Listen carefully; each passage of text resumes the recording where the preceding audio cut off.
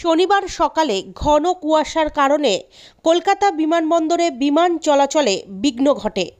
শনিবার সকাল ৬টার সময় কলকাতা বিমানবন্দরের দৃশ্যমানতা হঠাৎই ৫০ মিটারে নেমে যায়, যেখানে ভোর ৫:৩০ পর্যন্ত ১৫০ মিটার দৃশ্যমানতা ছিল।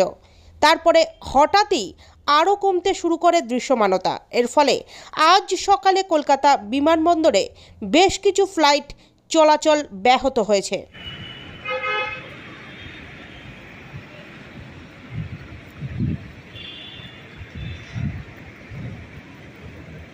हेलो, हाँ क्या बोले?